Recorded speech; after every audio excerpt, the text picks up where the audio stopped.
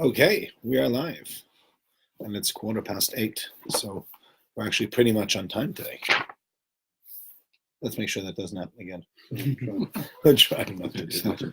Right, okay. Hi, David. So it's good to know that our president joins us.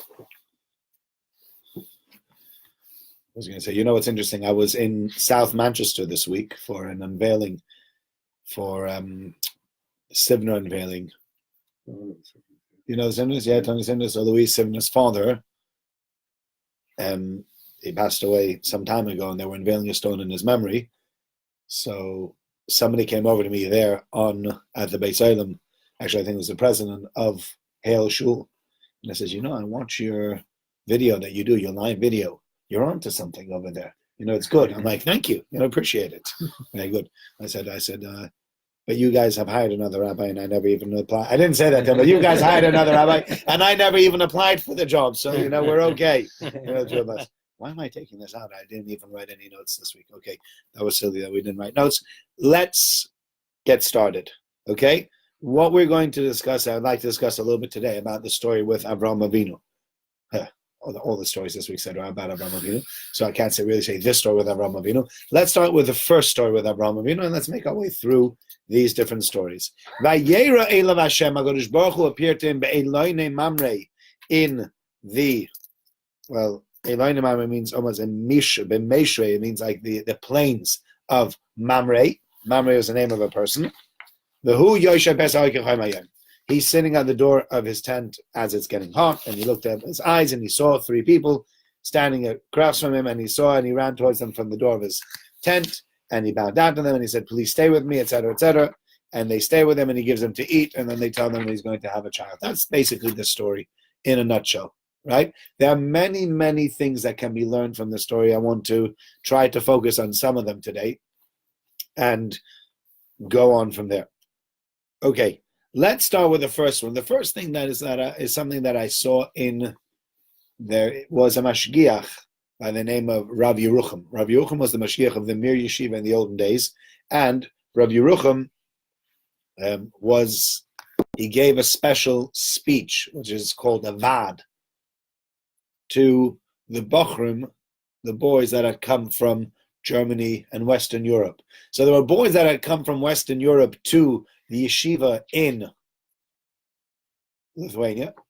And because they'd come to this yeshiva in Lithuania, so they had a very, very different way of thinking, a different outlook to what was going on in a regular yeshiva in Lithuania. And so he had special speeches that he gave to them, and he would discuss with them certain ideas and ideologies, etc., etc. And those were written down, and from that came the Sefer. And in this Sefer, he writes the following, I think it's a beautiful idea. He says, if you look through the story of Avraham Avinu and the special hospitality that he offers these angels, or what he thinks were people, it turns out to be angels, what's strange about the entire story is that the Torah goes into such detail about every last bit. He's sitting there. He raised his eyes and he saw. Behold, there are three people standing there. And he saw. He ran towards them. He says, and this is what he says to them. Then he says, take some water. Wash your feet. Lean under the tree. I'm going to take food. I'm going to give you this. He ran to Iran. He told his wife, take this. It just gives us so much information. Why is the Torah giving us so much information over here? Seems almost like an overload on information. The Torah basically said there are three people that showed up. Avraham Avinu took care of them with everything they needed. Finished. Right? Somehow give you more idea of his character, I think, isn't it? Okay, that's part of it, giving you an idea of his character. But the Torah, Torah should say, but he gave him as much as necessary. He gave them beyond what was necessary. But the Torah goes into this very elaborate discussion of what the menu was and where he ran and whom he told to get this. You get this, you get that. I'm going to go get here. We need to get this. We need to do this. Take care of this. Do this, do this, do this. And then he brought it on. He gave it to them. He started.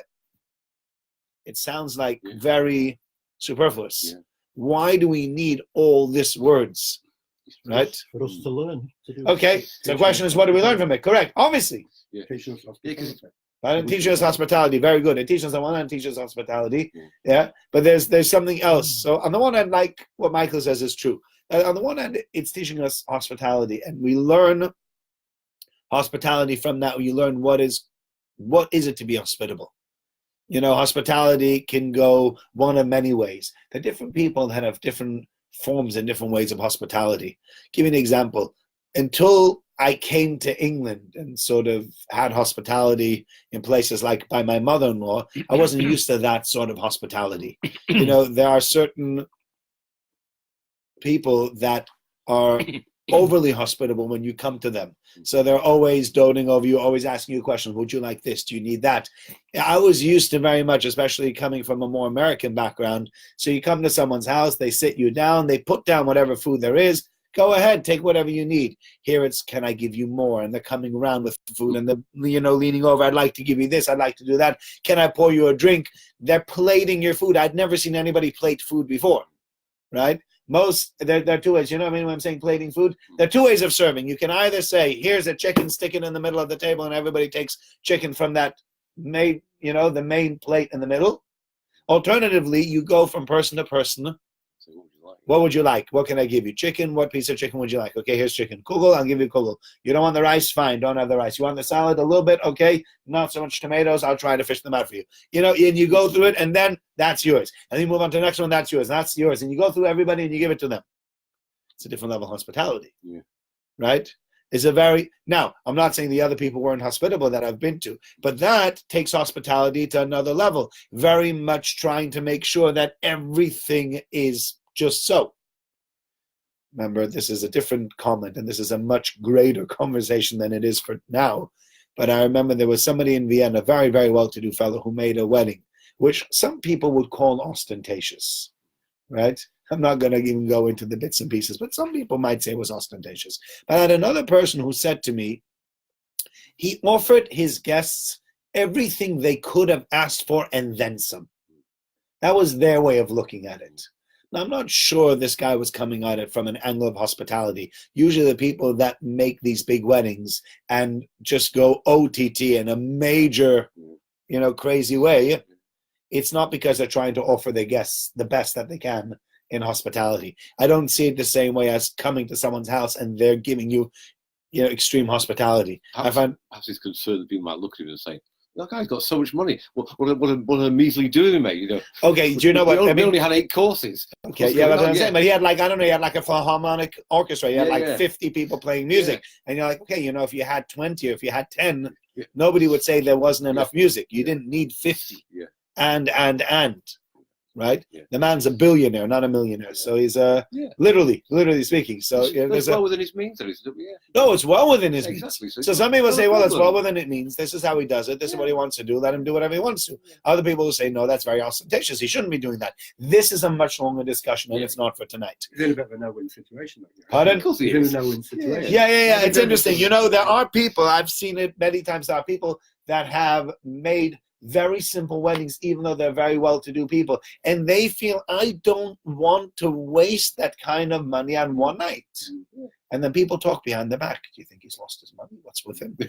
One-man band. Look how much money he has. Only a one-man band. And he only invited 200 people to the wedding. He could have invited 400. He knows so many people. Is he starting, what's going on over here? Yeah. And other people will say, you know what? If he can do it, anybody can do it. If he's a millionaire and he makes a simple wedding, why does anybody who's got so much less money than him feel that they're obligated to keep up with the Joneses? Why do they keep up with the Joneses? Keep up with the Goldbergs. And they made a simple wedding. You made no-win situation. You are in a no-win situation, especially if you have money. Yeah. If you don't have money, it's easy to say, I can't afford it. End of story. Yeah? They've got to explain to anybody then. Not going to go into big debt.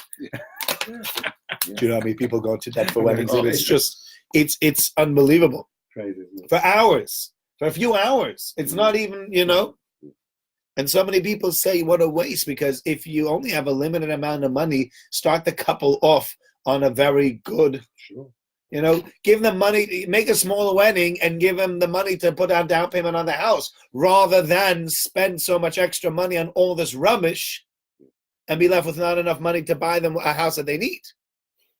Right? Longer discussion, as I said. Very lengthy discussion, not for tonight. However, the point that Rav Yerucham makes is a beautiful point, and he says it depends. Imagine if you were speaking to 2 people. Let me give you 2 scenarios. The scenario number 1 is a fellow has just bought himself a new house. Okay? So he's just bought himself a new house. It's got 4 or 5 bedrooms. It's a beautiful house, nicely done up, etc., etc. And you go to visit him, and he takes you around. This is my front room. This is where you hang the coats. This is our dining room. This is where I've done this. This is where I did that. He takes you around. How long will it take you to take him? How long will it take him to take you around the house? Would you say 10 minutes, 15 minutes, right? That's about as long as it'll take. Now, let me give you another situation. A fellow built his house from scratch. Okay. What happens if you build your house from scratch? You know every detail of it, probably. Every single How deep the detail. foundations are, what And, the soil was like. And you're going to go through it. Yeah. If I'm going to tell you how I built this house, how long are you going to be there for? Hours. You're going to be there for hours, right?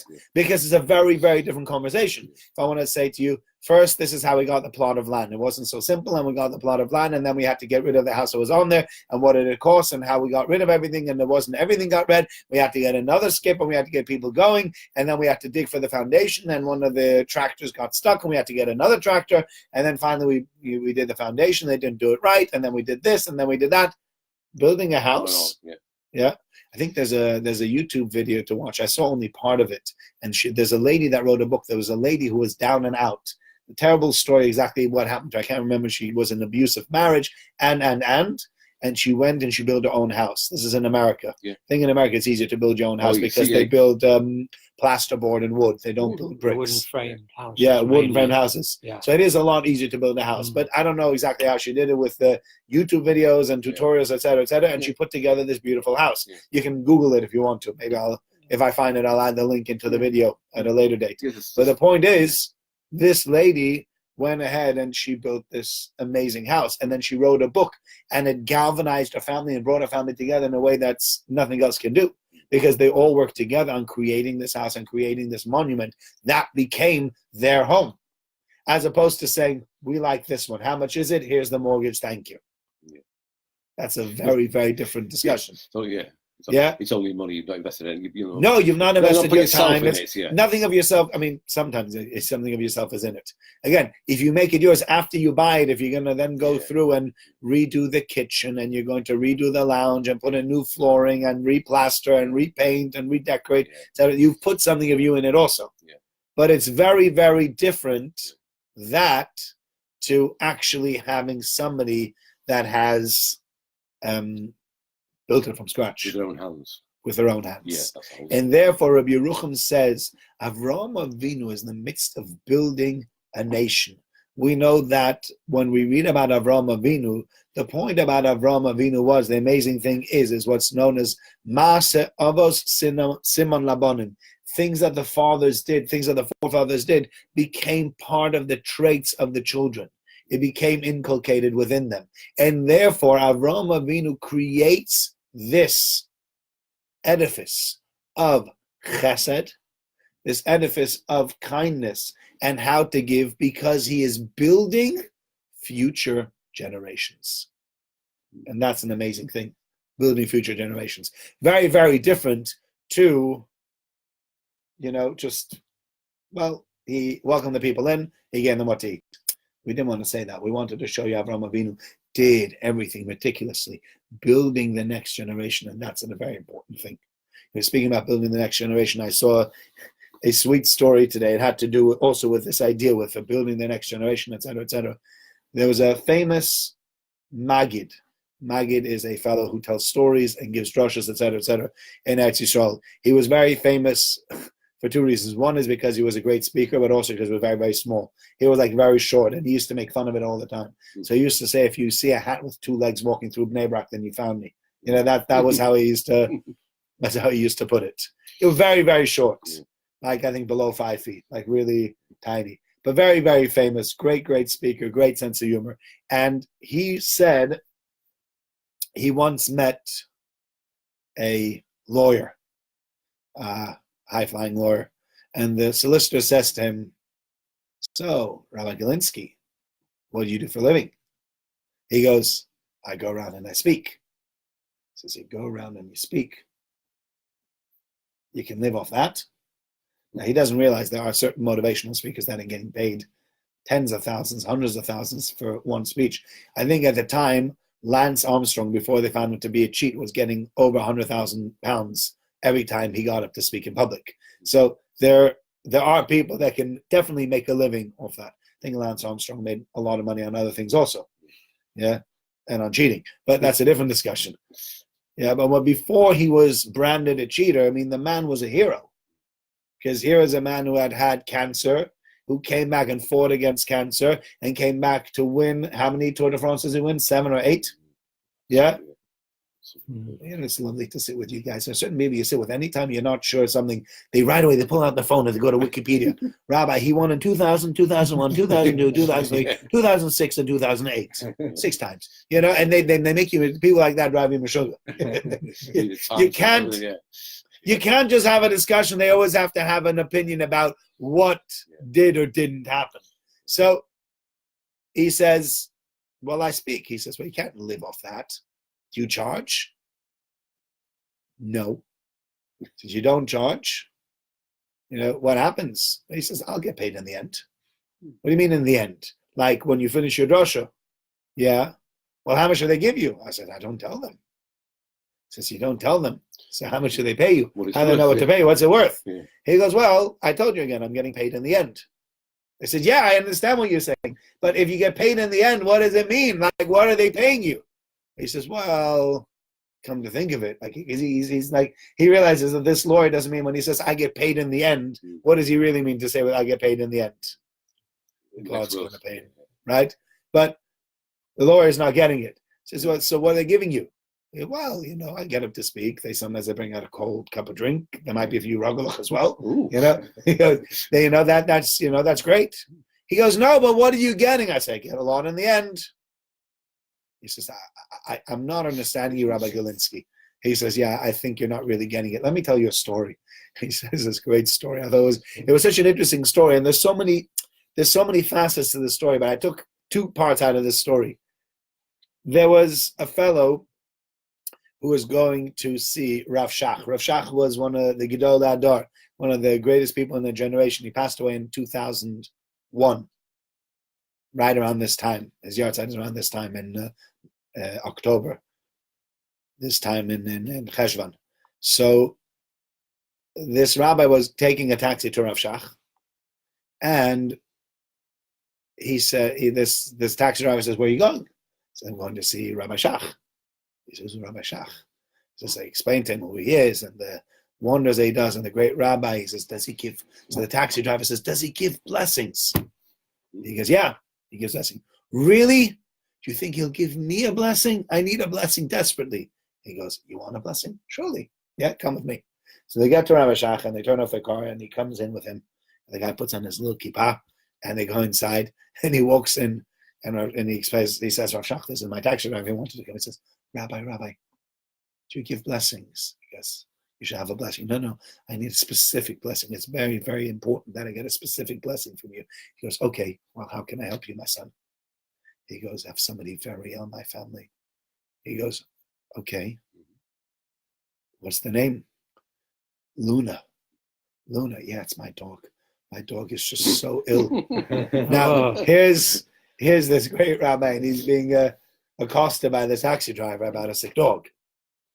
So the Rav who had brought him felt awful. He's like,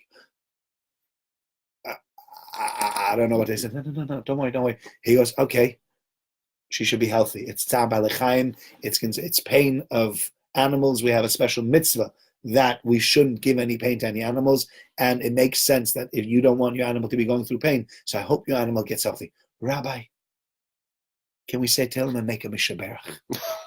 Yeah.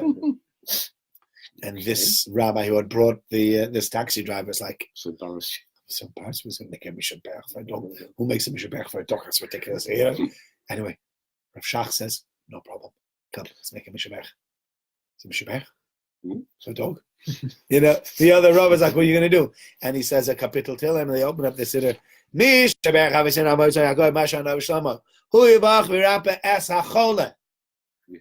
And the fellow goes, Luna.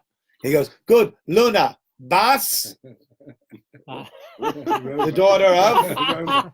Yeah. And he goes, what? The daughter of. What do you mean the daughter of? Well, what's Luna's mother's name? I don't know. How am I supposed to know? Says the taxi driver. How am I supposed to know about the dog? I mean, I don't know the yichus of the dog, his father and his grandfather, and who they were and what their name was. So Shach said, okay, well, I guess Mishaberachs don't go for dogs then. Let's say to him, let's give a bracha, and he put it away in the siddur. And he said to the man, he said, look, you should know, Mishaberach is for human beings. Human beings have something special. They have parents, they have children, they have a legacy. And so when I say a Mishaberach, I can say Mishaberach, I say Hu Yavarach Es, so-and-so, the son of or the daughter of so-and-so. Because everybody will have parents. No such thing. Other than Yoshki, everybody had parents. Yoshki only had a mother, so he couldn't make a Mishaberach, actually. Father was a different discussion. They get around the father issue. But the mother, they knew exactly who his mother was, right? And so he could have also made a Mishaberach you make with the mother's name. But everybody's got parents. And so he says Mishaberach is for people with parents. Because parents have children and children have parents. And there's a generational thing going on over there. And what I do is for my children, and what my children do reflects back on me, so that their good deeds will have an effect on me, and in Shamayim in heaven, even after 120, if my children do good things, because I've put them there and I've taught them that, then their good deeds will count for me. And he says, Rabbi Galinsky, and if I give a speech and somebody changes their ways, that counts to me. All that's my payment. That's what Rabbi Galinsky said to the guy. And the fellow says, but how much are they paying you? And he goes, I told you didn't get it. I thought you didn't get it. He said, forget it. That was the end of the conversation. What I found interesting about this story with Rav Shach was two things. Number one, I found it beautiful how he brought out the point with the Mishaberach of the dog. He didn't say to the guy, come on, Mishaberach for a dog? Who do you think you are? That's stupid. We don't make Mishaberach for dogs. Make the guy feel bad. Do you know what he did? Mishaberach for a dog? Sure, we make Mishaberach for a dog. Oh, we don't have the information to make a Mishaberach for a dog. No problem. I'm sorry, so we won't make Mishaberach for a dog. But that's okay. Let's just pray that he should be better, because we don't want the dog to have tzar b'alachayim. We don't want the dog to be in pain and to go through pain, because that's not good. We are against pain to animals, right? However, we can't make Mishaberach for him. So the taxi driver learned a lesson in a very, very nice way without being yelled at. But more importantly is a second lesson, that we have children, or we are children. Let's maybe work with that one. We are children of our parents, and whatever our parents do and whatever we do, it has an effect on each other. Our parents, what they invest in the children, often that's what you get to see from the children. And the other way around, we as children, the good deeds that we do that can be attributed back to our parents are attributed back to our parents. And so Avraham Avinu is building something, but he's building something big over here. He's building a nation, and he's creating the DNA and the building blocks of the Jewish people, and making sure that they as a Jewish people are able to function and have certain parts of their makeup in a certain way. We say about Jewish people that there are three things. The Gemara in Rocha says, by Shonim, a certain amount of embarrassment. Just not, they're embarrassed to just do everything in public, flaunt everything in public, etc., do things, certain things that might be more acceptable on the outside. They're by Shonim, Rachmanim, they have Rachmanis, mercy, merciful people, and Gomle Chasadim, people that do, they are givers. I think pro rata, there's almost no people in the world that gives the charity, it gives as much charity as the Jewish people do. The people, I mean, when people find out, or when people hear about Purim and the amounts of charity that's given on one day, it's just staggering. You tell people that in Broughton Park, and this is, I mean, Broughton Park, because there's, it's not even so big. You go to New York or you go to London, it's even bigger. I remember, I think the year that Ben Sidunner passed away, Oliver Shalom. There was a fellow in London by the name of Ben Sidunner. Ben Sidon, a very, very wealthy man, very, very big Baal Tzedakah. And they said in the year that he passed away on Purim, he got into an accident on Purim. The year that he passed away, the night before he passed away, he had given away $3 million, £3 million, to tzedakah. Those are their figures and their numbers that you just don't hear of anywhere else. They're very, because, I mean, yes, of course, you'll find very charitable non-Jewish people. I'm not saying that the Jewish people are the only people that are charitable. The point is that even the people that don't have a lot of money are very charitable. You'll find pro rata. I go sometimes to shuls, small shuls here in Prestwich that have 70, 80 members. And for Purim, they've raised £10,000 for one charity. And you say, wow, 80 members have raised almost £10,000 to charity for one charity, for Matonas Evyonim. I wish we could say the same about our shul. Yeah, we raise about £1,200 to £1,500. Sometimes I look at these receipts and I feel almost inferior. How come our massive shul can only raise £1,200 to £1,500 when another shul raised 10,000, which is much, much smaller and has a lot less well-to-do people? But there are people in our shul that are constantly giving to all sorts of things, whether it's UJIA, whether it's to Abonim, whether it is to Israel, whether it is to other organizations in the community, and even non-Jewish organizations. I think as a people, we are definitely known as a very giving and a very charitable people. There's no question about it. And that's part of what Avraham Avinu created in our DNA by doing these acts of charity. Where did he get it from? Where did he get it from? I don't know. Not It's for interesting start. that it's an interesting question where he got it from. Yeah. It's part of who he was. Avraham Avinu's big trait is chesed, is kindness. Yitzchak was another thing, and Yaakov was another thing. But Avraham Avinu's big trait is kindness. So it's interesting where Avraham Avinu got it from. That was how he was wired, seems, and that he wired and he put into us for generations to come afterwards. That we, the Jewish people, have become a giving nation, and that's why the Torah goes out of its way to say every last thing that Avraham Avinu did. He did this. He asked him to do this. He ran here. He ran there. He went here. He went there. Because that was all part of that building, that foundation that we were creating. Only maybe he saw the God less visibly. Pardon? God less, not visibly, because he is doing visibly, but God does the same thing. He also gives and gives. Yeah, and gives. absolutely. Yeah, so he was. There's nobody that gives the way God gives. Yeah. There's nobody. Yeah. Nobody can give the way, and nobody can give the way God gives, and there is nobody that gives the way God gives. That's true. So maybe it's sort of enough. Yeah. Okay. Now, moving on to the next thing. This took a lot longer than I thought it would take as well, so we're probably not going to get through everything I have to say tonight either, which is not such an issue, because it leaves more to say for next year. Yeah, hopefully that's a shame. Say it on Shabbos. Pardon? Say it on Shabbos. Oh, we can say it anytime. Right. Okay.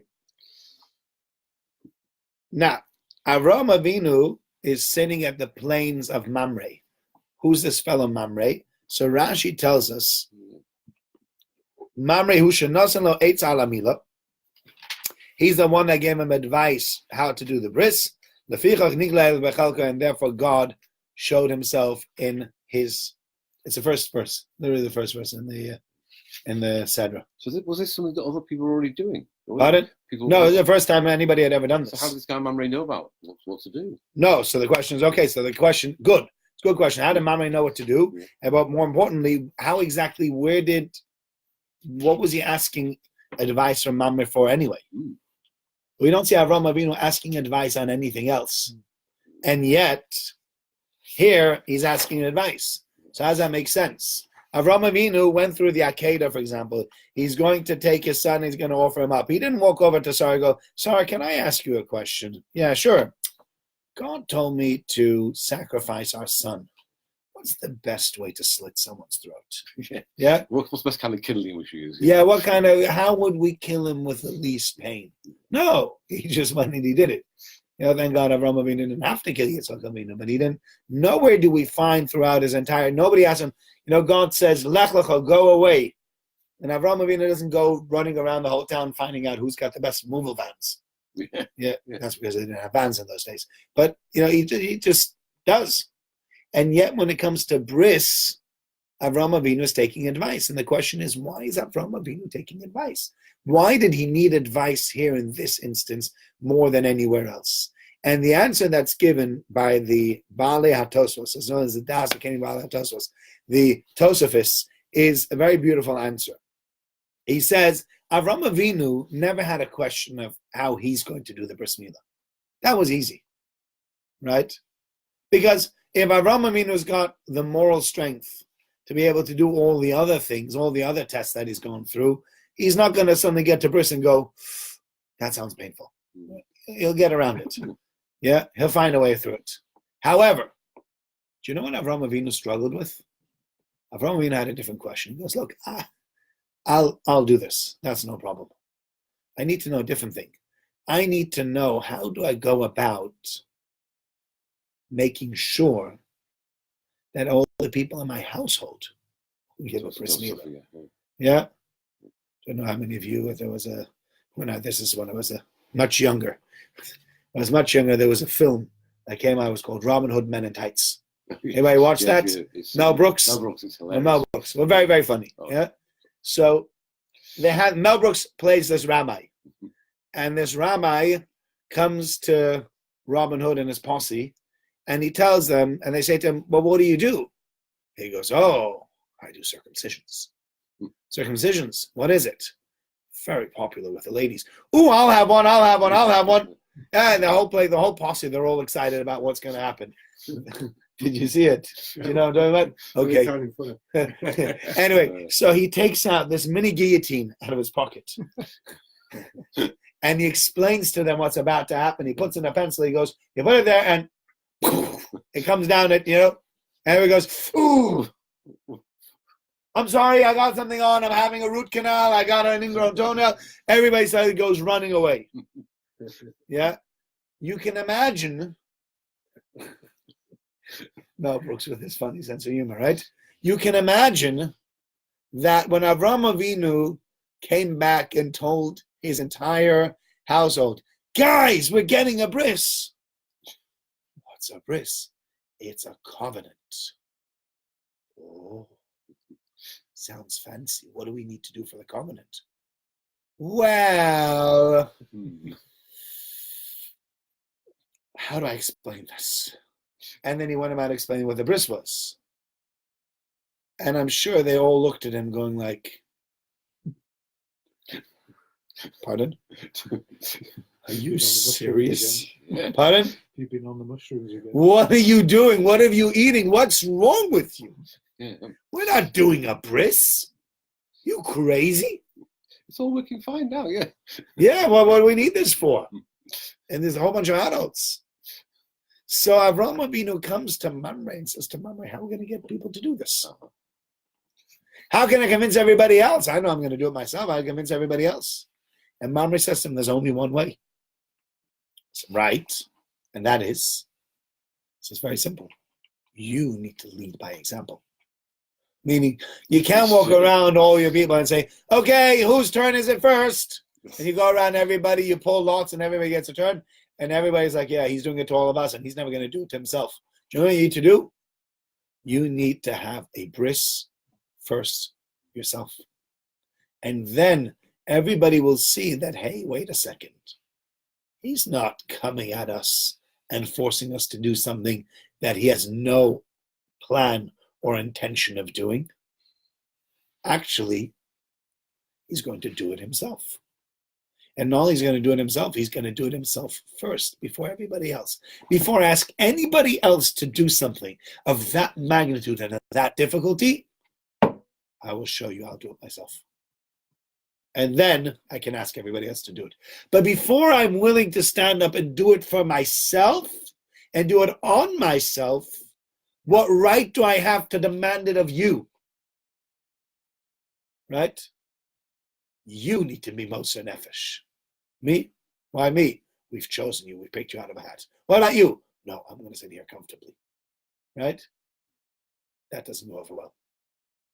But if you become the one that shows the way, if you become the one that paves the way for other people to see it, then, and only then, do you have a chance of succeeding. And so, Pardon? Very small. Well, look, a small chance in that instance. What's interesting, you're right, but it's interesting that with having said all of that, he still succeeded. He still did it. But Avram Avinu had to be the first one to do it. Avram Avinu had to be the first one to stand up and say, I'm doing this.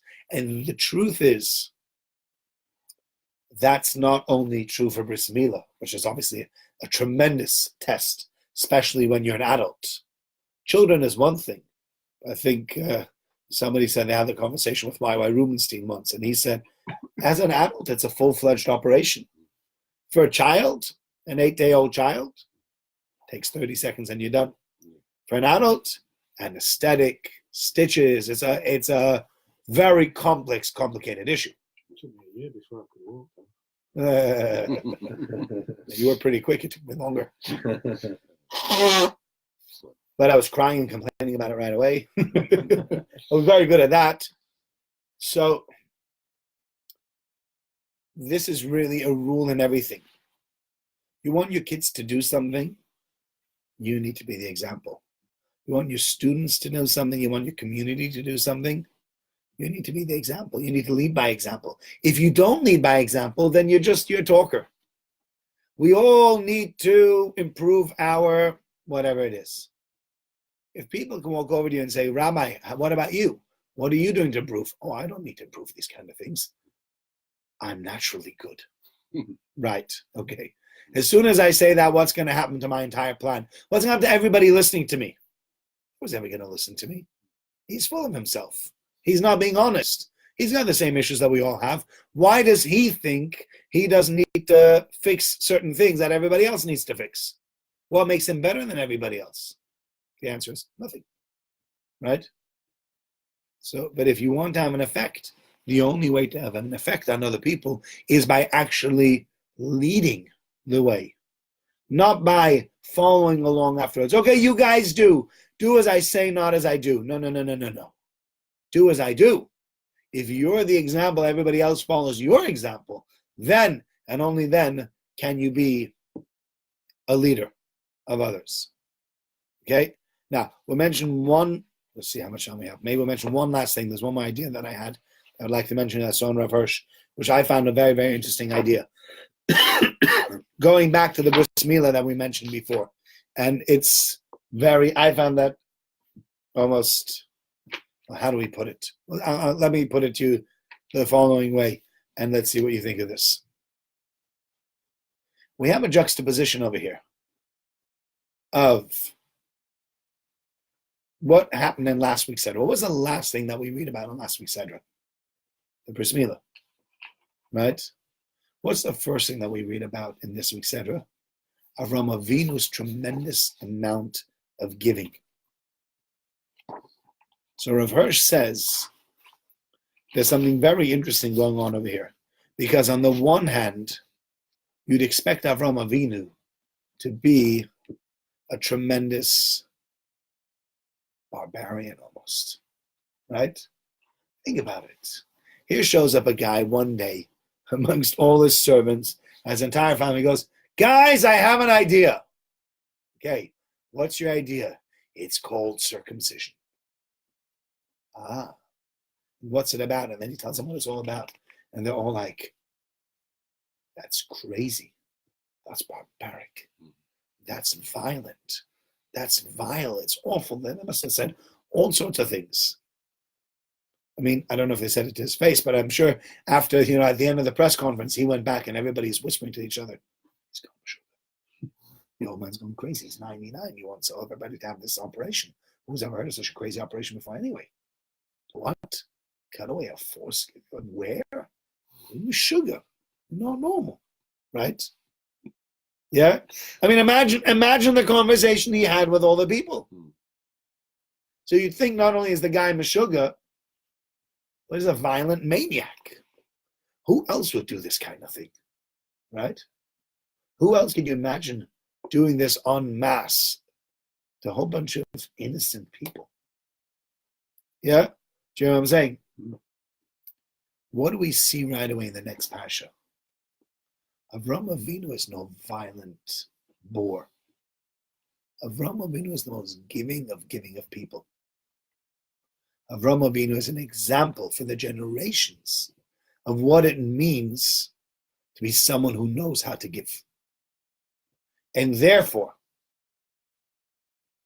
what does that teach us about Avraham Avinu? He's not what you think it is. Sometimes you see certain things and you say, that's barbaric. Put it into the context, right? If you have a guy who's a barbarian, who then does something that you look at and you say, ooh, that's barbaric, what would you then say? Yeah, fits his character. The guy loves, I don't know, I'm just going to say some barbaric things, chas v'shalom, if anybody do this. The guy loves roasting cats over an open fire. No, God forbid, what awful thing to do, to take a live cat and roast it over fire. Crazy? Awful. He loves to kick dogs. You crazy? We don't do these kind of things. That's a barbarian. He loves to beat up on innocent people. I'm a Meshugana. Yeah? That's not the kind of people we're talking about. But you see, Avraham Avinu is the most giving of people. He's the man that stands out in the Chumash as the Amud HaChesed, the pillar of Chesed, the pillar of tzedakah and giving to people without expecting anything in return. And the same man goes out and gives his entire family a bris. And then you look at that and you say to yourself, it's really confusing, actually. How do you see that one action within everything else that you know about Avraham Avinu? Avraham Avinu is the most giving of people. Avraham Avinu is the most godly of people. And then he does this thing that sounds almost crazy and barbaric and violent. And you just want a temporary blip, just went crazy. All right, let's cut everybody. All right, I'm back to normal. Yeah? Schizophrenic? No. The answer is that obviously when you look at the bris, you have to understand it within the context of everything else. When you understand it within the context of everything else and who Avraham Avinu is and what Avraham Avinu stands for, and then you look at it again and then you say, aha, okay, fine. So Avraham Avinu has a way that he functions that I don't really understand, but he's not a violent maniac. And therefore the Torah specifically puts these two stories one next to the other, says Rav Hirsch, because one tells you about the other. The story of the Chesed goes back and tells you about the story of the Bris Milah. That if a man who is so busy giving to people whom he's never seen before and whom he probably will never see again, spending fortunes of money with cows, shechting cows and bringing him all sorts of meats and,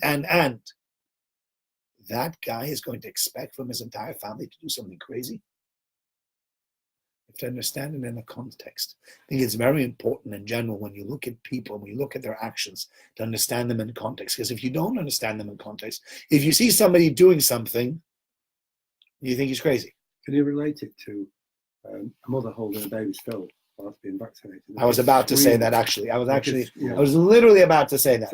You see, so if you walked into a room and had never seen a vaccine before and watched this mother holding this child down, if they didn't scream beforehand, then they wouldn't hurt as much. But before they get so, they psych themselves up. It's gonna hurt. It's gonna hurt. It's gonna hurt. I've not even touched you with a needle yet. That's what happens sometimes. In anticipation of the pain, they start screaming already before the pain starts. But that's true. So anybody who looks at that mother would say, this is some kind of perverse, crazy mother. Never seen anything like this before, the mother from hell. If you know what it is, you say, this mother's giving to her child.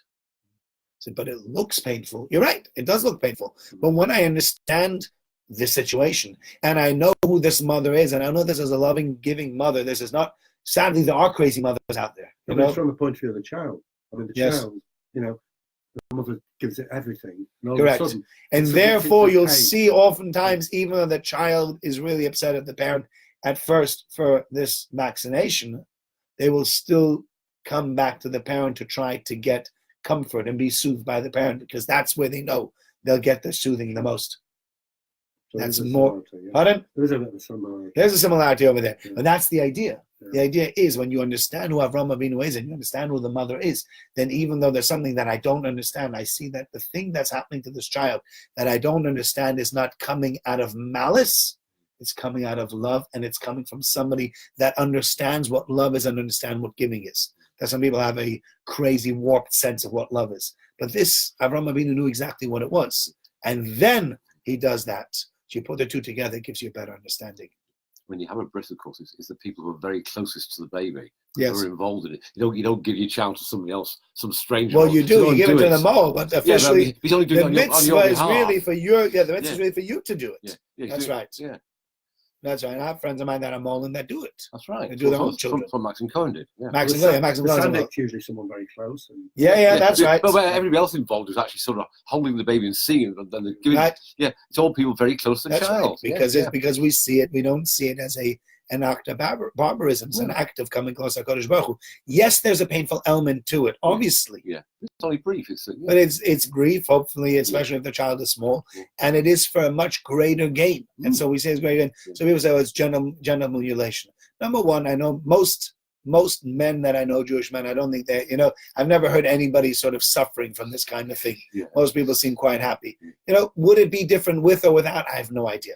Right? With females, it's a very different story because they're really that really is mutilation. It's a whole different discussion. It's a very, very different discussion. Obviously, it's wrong. Yeah. The Torah would never allow such a thing. Yeah. Okay? Yeah. With males, it's this is what the mitzvah we begin by Kodesh Baruch Hu. But the mitzvah is there for our good, and even if it looks violent, it's still there for our good. And we need to realize that, and we need to understand that. And we understand that by looking at Avram Avinu here in this week's Pasha, and then looking back in last week's Pasha, we say, if Avram Avinu is this here, and that's what he was over there as well. He's not gone temporarily insane. Okay, thank you very much for joining us. And please do like or share this so that more people can see it. Thank you. Right. Good.